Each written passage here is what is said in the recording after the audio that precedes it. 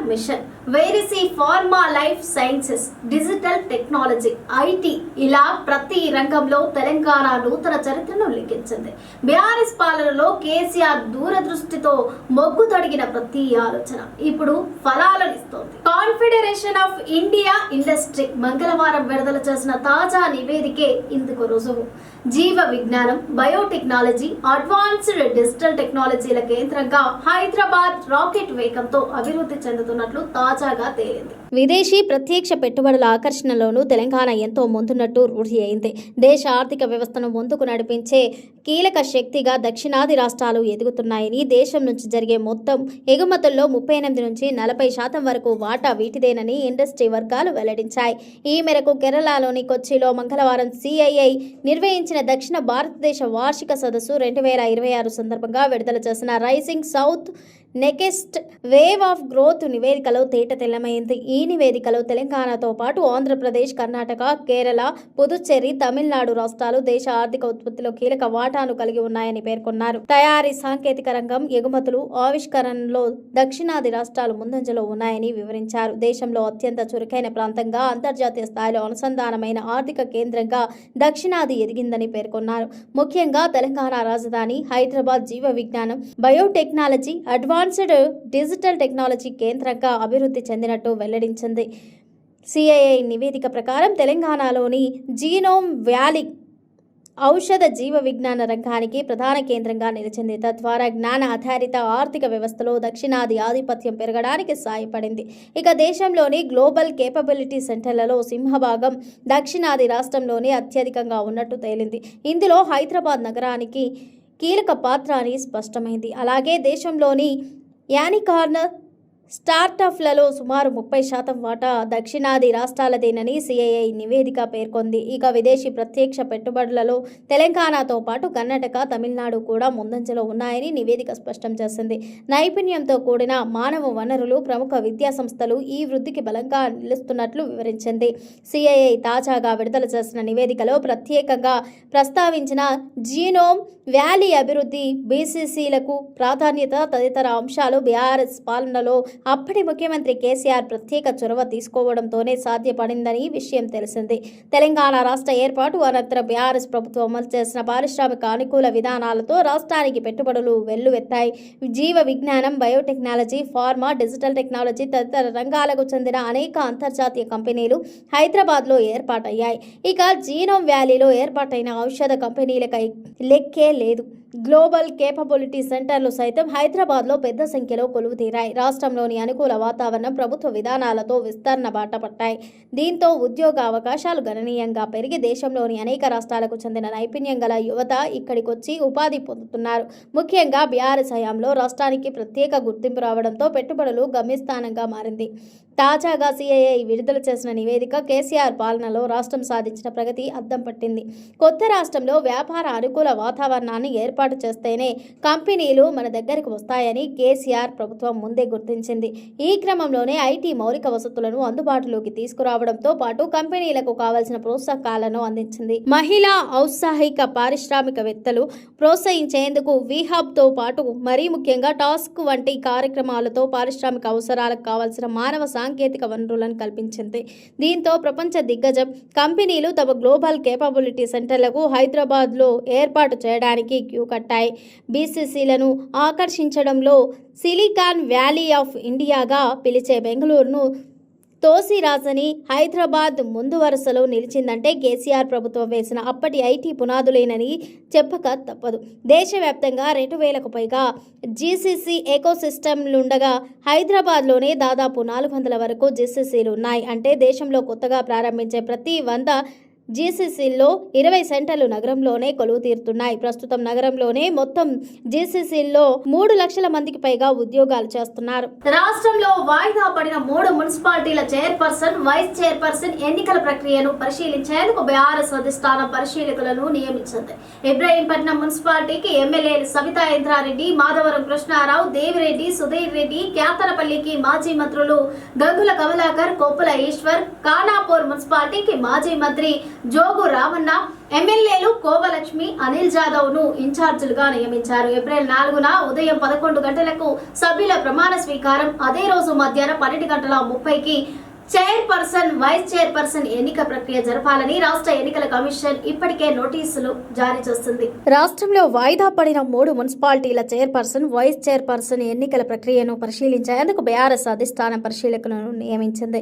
ఇబ్రహీంపట్నం మున్సిపాలిటీకి ఎమ్మెల్యేలు సబితా ఇంద్రారెడ్డి, మాధవరం కృష్ణారావు, దేవిరెడ్డి సుధీర్ రెడ్డి, కేతనపల్లి మాజీ మంత్రులు గంగుల కమలాకర్, కొప్పుల ఈశ్వర్, ఖానాపూర్ మున్సిపాలిటీకి మాజీ మంత్రి జోగు రామన్న, ఎమ్మెల్యేలు కోవలక్ష్మి, అనిల్ జాదవ్ ను ఇన్ఛార్జీలుగా నియమించారు. ఏప్రిల్ 4న ఉదయం 11 గంటలకు సభ్యుల ప్రమాణ స్వీకారం. అదే రోజు మధ్యాహ్నం 12:30కి చైర్పర్సన్, వైస్ చైర్పర్సన్ ఎన్నిక ప్రక్రియ జరపాలని రాష్ట్ర ఎన్నికల కమిషనర్ ఇప్పటికే నోటిఫికేషన్ జారీ చేసింది.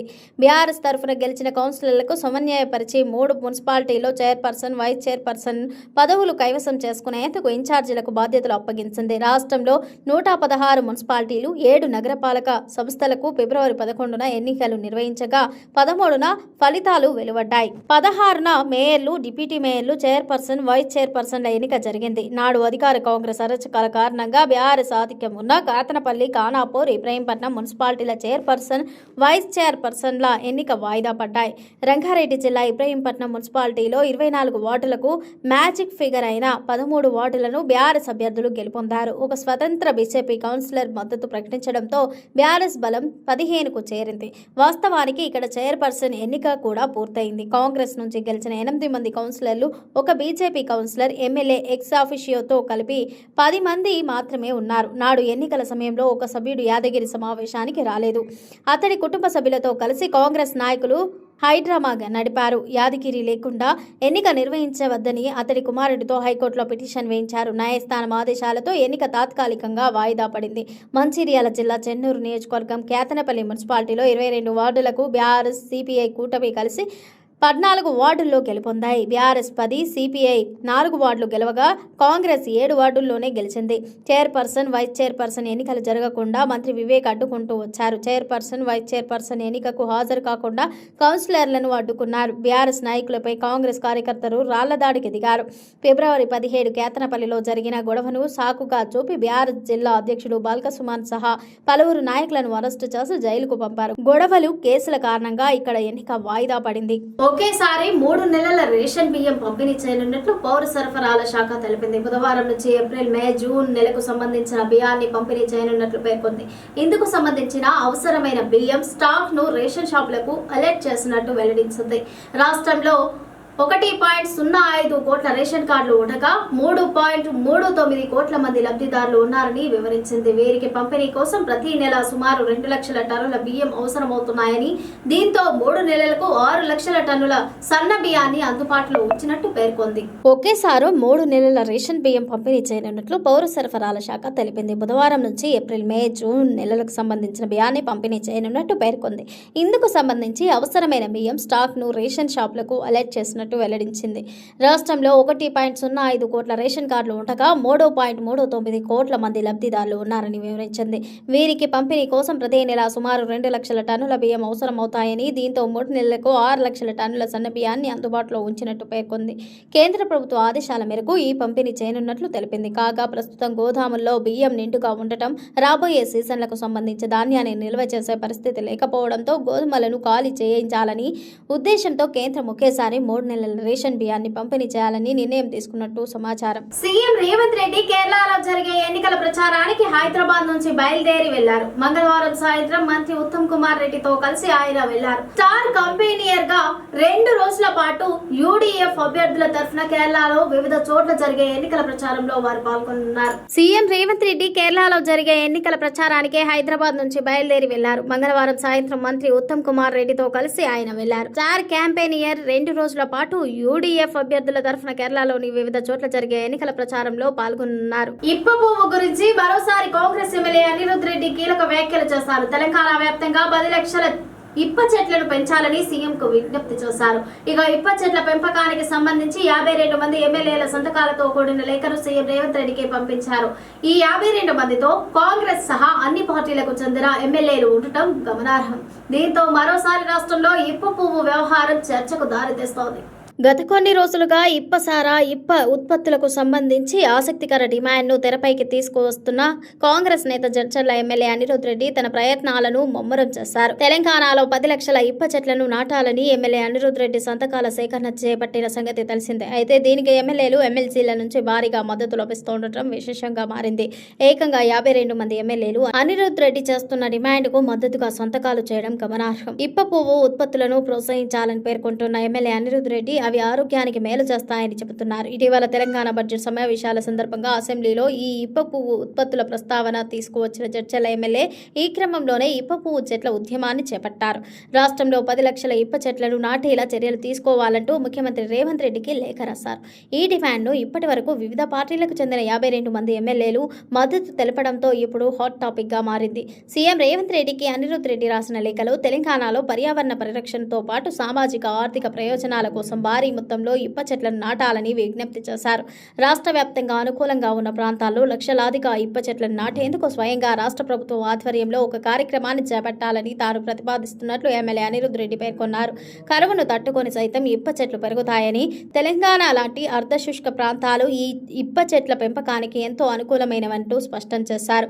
ఈ ఇప్ప చెట్ల నేలను సారవంతంగా మార్చడమే కాకుండా భూక్షయాన్ని కూడా అరికట్టి పచ్చదనాన్ని పెంచుతాయని ఎమ్మెల్యే అనిరుద్ రెడ్డి తెలిపారు. ఇప్ప పువ్వులు, గింజలు ఆదాయానికి మంచి వనరులుగా ఉంటాయని, గిరిజనులు, గ్రామాల్లో నివసించే ప్రజలు ఈ ఇప్ప ఉత్పత్తులను ఆహారం, ఔషధాలు, జీవనోపాధి కోసం ఉపయోగిస్తారని తెలిపారు.